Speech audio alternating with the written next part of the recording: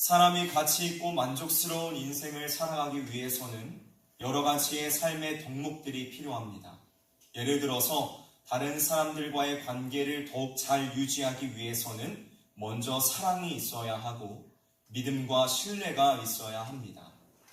또 조금 더 나은 삶을 얻으려고 앞으로 나아가기 위해서는 소망과 꿈, 그리고 비전과 같은 것들이 있어야 하죠. 그렇다면 말세를 살아가고 있는, 이 마지막 때를 살아가고 있는 저와 여러분들과 같은 그리스도인들에게 있어서 가장 절실하게 요구되는 것, 가장 필요한 덕목은 무엇일까요? 저는 이것을 꾸준함, 인내라고 생각을 합니다. 왜냐하면 꾸준함과 인내가 없이는 우리는 그 무엇 하나 지킬 수 없고 그 무엇도 전혀 이룰 수 없기 때문입니다. 오늘 본문 말씀의 배경이 되고 있는 이 골로새 교회는 이방인 그리스도인이었던 에바브라에 의해서 세워진 교회로 그를 통해 전해진 진리의 말씀, 곧 복음을 통하여 균형 잡힌 신앙 가운데 서 있었던 아름다운 교회였습니다. 하지만 철학과 헛된 속임수를 가지고 세상의 원리를 따르는 사람들이 점차 그 교회에 유입해 들어오게 됨으로써 교회는 온갖 혼란을 겪게 되었으며 많은 사람들이 그들에게 속아 잘못된 길로 향하게 되었습니다. 에바브로로부터 골로새 교회에 대한 안타까운 소식을 듣게 된 사도 바울은 지금은 비록 로마의 감옥에 갇혀있는 상황이었지만 그들을 위한 편지를 쓰게 되었습니다. 그리고 그중 오늘 우리가 함께 읽은 이 본문의 말씀은 사도 바울이 골로새 교회의 성도들에게 그리스도를 따르는 자들로서의 승리하는 삶을 살아가기 위한 실천적인 권면, 성도들에게 필요한 것이 무엇인지를 가르쳐주는 그 귀한 내용들이 담겨져 있습니다. 오늘 우리가 이것을 살펴보기를 원합니다. 사도 바울의 세 가지의 권면을 통하여 우리에게 필요한 것이 무엇인가를 발견하며 또 우리의 신앙과 삶에 놀라운 결단이 주어지는 귀한 시간이 되기를 주님의 이름으로 간절히 소망합니다. 먼저 첫 번째로 사도 바울은 성도들에게 계속해서 기도하라 라고 권면하고 있습니다. 뭐라고 권면하였다고요? 계속해서 기도하라입니다. 여기에서 계속해서라는 말의 헬라어 원어의 의미는 확고부동하게 지속하다, 전념하다라는 의미를 가지고 있습니다. 즉 우리에게 흔들리지 말고 인내하면서 기도하라 라고 말씀하고 있는 것이죠. 앞에서도 언급을 드렸지만 마지막 때를 살아가고 있는 우리 성도들에게 있어서 가장 필요한 것은 인내입니다. 특별히 인내하며 계속해서 기도하는 일은 그 무엇보다도 중요한 것입니다. 성경은 우리에게 여러 가지 다양한 표현들을 통하여 인내로서 기도할 것을 말씀하고 있습니다. 데살로니가전서 5장 17절의 말씀은 쉬지 말고 기도하라 라고 말씀하고 있으며 에베소서 6장 18절에서는 항상 기도하라, 이것을 옛날 성경에서는 무시로 기도하라 라고 말씀하고 있습니다. 여러분, 우리는 항상 기도하기를, 특별히 인내로 기도하기를 힘써야만 합니다. 상황과 환경에 따라서 내 기분에 따라서 기도를 하고 안 하고를 결정하는 것이 아니라 하나님이 주시는 그 은혜 안에서 평안할 때에도, 내가 알 수 없는 답답하고 막막한 상황 가운데 놓여져 있을 때에도, 그 어떠한 시련과 고난이 찾아온다고 할지라도 우리는 변함없이 늘 기도해야 된다는 것입니다. 꾸준하게 우리는 우리의 기도의 처소를 지켜야만 한다는 것이죠. 그러나 참으로 안타깝게도 오늘날에 살아가고 있는 많은 그리스도인들은 인내로서 기도하고 있지를 못합니다. 많은 경우 자신의 기분과 상황에 치우치며 기도하는 것을 예배의 순서나 지루하고 따분한 시간쯤으로 여기고 있습니다. 그리고 모든 일을 함에 있어서 적당히만 하면 그것으로 다 괜찮은 것이라 스스로를 위로하며 바쁜 삶을 핑계로 자기를 합리화하려 합니다. 하지만 여러분, 이것은 명백히 잘못된 것이며 참된 신앙을 가진 사람으로서 보일 만한 마땅한 태도와 자세가 아닙니다. 여러분, 기도는 단순히 우리의 소원을 하나님께 쏟아내거나 삶의 문제를 하소연하는 시간이 아닙니다. 기도는 하나님과 나와의 깊은 인격적인 만남이 이루어지는 시간이고 우리의 인생을 향하신 하나님의 뜻을 발견하는 그 무엇보다도 고귀하고 가치가 있는 소중한 시간입니다. 그러므로 만약 우리가 기도하는 것을 미루고 있거나 기도를 멀리하고 있다면 하나님과의 교제를 기피하거나 거부하고 있는 것은 아닌지 우리 자신의 신앙의 상태를 반드시 점검해야만 합니다. 왜냐하면 우리가 참된 믿음과 신앙 안에 있다면 그 무엇보다도 기도의 자리를 가치 있게 여길 것이며 소중하게 생각할 것이기 때문입니다. 스코틀랜드의 소설가 조지 맥도날드라는 분은 기도에 관하여 이러한 말을 남겼습니다. 늘 기도하며 힘을 잃지 않는 그리스도인이라면 모든 기도가 원하는 대로 응답받는 것보다 하나님과 대화하는 데 훨씬 더 많은 가치를 둘 것이다. 왜냐하면 기도의 궁극적인 목표가 그것이기 때문이다. 사랑하는 성도 여러분, 혹시 기도하기를 잠시 멈추고 있지 않으십니까? 적당히 기도하는 것으로 만족하고 있지는 않으신가요? 기도의 가치를 잃어버리고 하나님과의 어색함을 이어가고 있는 것은 아닙니까? 이제 인내하며 기도하시기를 바랍니다. 여러분이 놓친 기도의 처소를 회복하시고 하나님께 담대히 나아가 믿음으로 구하시기를 바랍니다. 그리하면 하나님께서 여러분들의 기도를 들으시며 하나님 안에서 교제와 사귐의 기쁨을 충만하게 누리게 하실 것입니다. 그런데 여기에서 우리가 한 가지 분명하게 기억해야 될 것이 있습니다.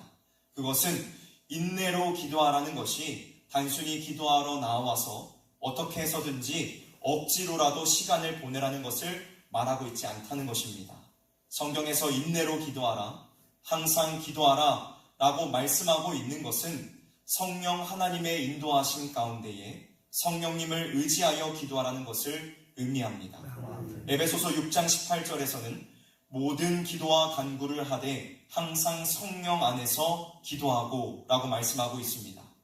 주 안에서 사랑하는 성실의 성도 여러분, 우리의 기도는 성령 하나님 안에서 이루어져야 합니다.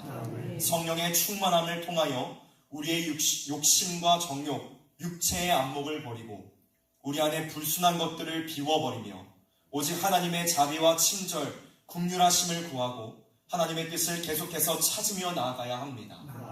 또한 내 삶을 통하여 역사하실 하나님의 일하심을 기대하며 내 뜻과 생각은 과감히 하나님 앞에 내려놓아야만 합니다.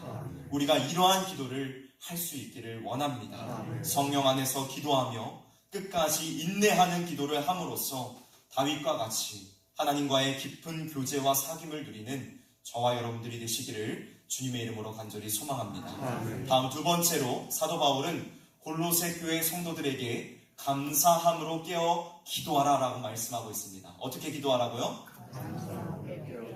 감사함으로 깨어서 기도하라 라고 말씀하고 있습니다. 여러분, 하나님께서 하나님의 자녀들에게 주신 놀라운 능력 중에 하나는 주어진 모든 상황들 속에서 감사할 수 있는 능력입니다. 우리는 모두 어떠한 상황 속에서도 감사할 수 있는 능력을 이미 가지고 있습니다. 우리는 어떠한 상황을 맞이해도 그곳 가운데서 감사의 내용을 찾을 수 있고 하나님께 감사의 기도를 드릴 수 있어야만 합니다. 2021년도에 목회데이터 연구소에서 기독교인의 감사 실태에 대한 조사를 실시한 적이 있습니다. 여러분, 기독교인들 가운데 고난 중에 감사하는 성도들이 어느 정도나 될까요? 질문한 사람들 가운데 단 54%의 사람들만이 고난 중에 감사의 기도를 드렸다고 답했고, 나머지 46%의 사람들이 고난 가운데 감사의 기도를 한 경험이 없다고 답했다고 합니다.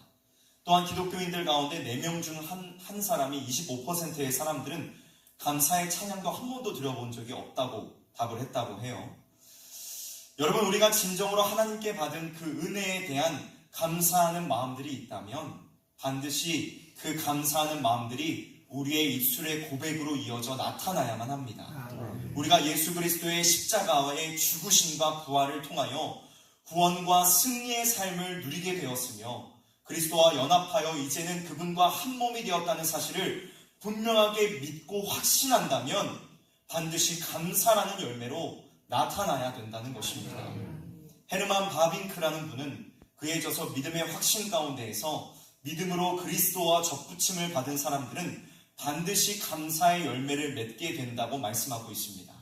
사랑하는 성도 여러분, 하나님께 감사함으로 오늘 기도합시다. 아멘. 우리의 손에 주어지지 않는 것들만을 바라보면서 하나님 왜 내게 이것은 주시지 않나요? 라고 불평하고 원망하는 것이 아니라 모든 좋은 것을 우리에게 이미 내어주신 하나님의 은혜와 사랑을 바라보며 그 사랑 안에서 감사하고 찬양할 수 있기를 원합니다. 여러분, 감사에는 놀라운 능력이 있습니다.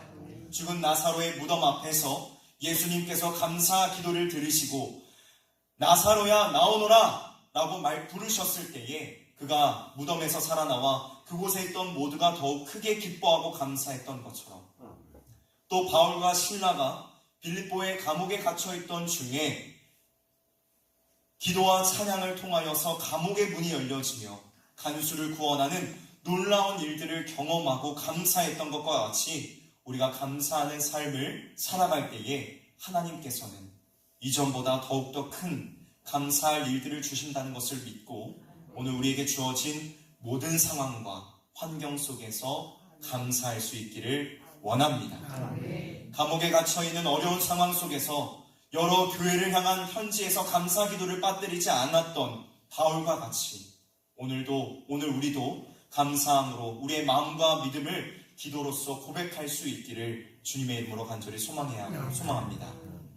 다음으로 우리는 깨어서 기도해야 합니다. 여기서 깨어있으라는 것은 헬라어 원어로 주의를 집중하여 조심한다는 것을 의미하고 있습니다. 즉 이것은 우리에게 도사리고 있는 위험이 있음을 경고해 주고 있는 것이죠. 여러분, 우리는 끊임없는 사단과의 전쟁 속에 살아가고 있습니다. 지상에 있는 모든 교회는 이 전쟁의 부르심을 받아 끊임없이 투쟁하고 있는 중입니다. 우리 역시도 그리스도의 군사로 부르심을 받아 모든 삶의 영역 안에서 이 전쟁을 수행하고 있습니다. 여러분, 우리가 사단과 그를 따르는 악의 세력을 어떻게 이길 수 있겠습니까? 우리의 지식과 우리의 능력으로 이길 수 있겠습니까? 우는 사자와 같이 다니며 조금의 틈만 보여도 삼키려고 달려드는 이 악한 마귀 사단을 우리가 어떻게 대적하며 물리칠 수 있겠습니까?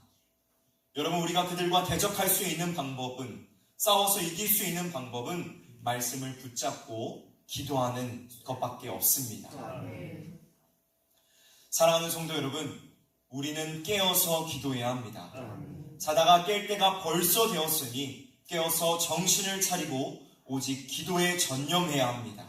이사야서의 말씀과 같이 경계에 경계를 더하는 삶의 모든 영역 가운데서 이루어지는 사단과의 전쟁에서 승리하는 저와 여러분들이 되시기를 주님의 이름으로 간절히 소망합니다. 마지막 세 번째입니다. 사도 바울은 성도들에게 우리를 위하여 기도하라 라고 말씀합니다. 무엇을 위하여 기도하라고요? 우리를 위하여 기도하라 라고 말씀합니다. 오늘 본문 3절 말씀을 함께 읽어보도록 하겠습니다. 시작. 하나님이 전도할 문을 우리에게 열어주사 그리스도의 비밀을 말하게 하시기를 구하라. 내가 이 일 때문에 내 힘을 당하였노라. 아멘. 여러분, 사도 바울은 능력이 참 많은 사람이었습니다. 그는 예수 그리스도의 이름으로 놀라운 일들을 행하였고 복음을 전함에 있어서도 굉장히 탁월했던 사람이었습니다. 그런데 그가 지금 골로새 교회 성도들에게 무엇을 요청하고 있냐면 우리를 위해, 나를 위해 기도해달라 요청하고 있습니다.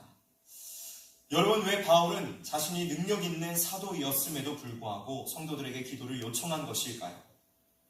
그것은 그 역시도 부족한 사람임을 알고 있었기 때문이었습니다.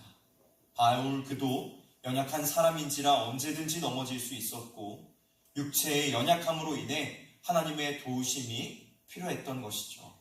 이 구절을 종교개혁자 칼빈은 이렇게 주의하고 있습니다. 바울은 자신의 부족함을 알고 있었기 때문에 교인들의 기도로 도움받기를 간절히 원했고 또 그들의 기도가 유익을 줄 것을 확신하고 있었다. 바울이 형제들의 도구를 필요로 했다면 누가 감히 그것을 경시할 수 있겠는가? 주님께서 우리들이 피차 사랑함으로 우리 가운데서 사랑을 행하라고 이 방법을 주신 것은 공연히 주신 것이 아님이 분명하다. 그러므로 우리는 우리들 피차 간에 형제들을 위해서 기도해야 할 뿐 아니라 필요할 때마다 내 편에서 기꺼이 형제들의 기도에 도움을 요청해야 한다. 주 안에서 사랑하는 성도 여러분, 우리들 중 그 어느 누구도 기도가 필요하지 않는 사람들은 없습니다. 옆에 있는 분들을 한번 바라보십시오. 옆에 있는 분들 모두가 다 기도가 필요한 사람들입니다. 어른, 아이 할 것 없이 장로님, 권사님, 집사님, 목사님, 여기에서 말씀을 전하고 있는 저도 우리 모두가 다 기도가 필요한 사람들입니다. 주님께서는 우리를 성실교회라는 하나의 이름 아래 한 몸으로 부르셨습니다. 주님께서 우리를 한 몸으로 부르신 이유는 서로가 서로를 위하여 기도하며 사랑을 나누게 하기 위해서입니다. 우리가 오늘 이 사랑을 회복할 수 있기를 원합니다.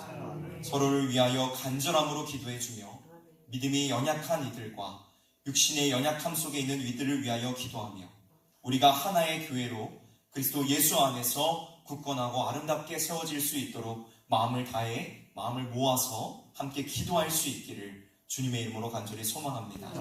오늘 주최하는 기도위원회만 이를 위해서 기도하는 것이 아닙니다. 주님께서 이 종말의 때에 우리를 부르심은 기도의 사명자로 세우시기 위하여 부르셨다는 사실을 여러분들이 기억하실 수 있기를 간절히 원합니다. 말씀을 정리하도록 하겠습니다. 사랑하는 성도 여러분, 오늘을 살아가는 우리들에게 가장 필요한 것은 기도입니다. 오늘 우리가 읽은 말씀 안에서 기도와 관련된 모든 단어들은 명령형으로 기록이 되어 있습니다. 이것은 기도를 우리의 의지에 따라 해도 되고 안 해도 되는 것이 아니라 반드시 해야 될 것임을 성경은 우리에게 가르쳐주고 있는 것입니다.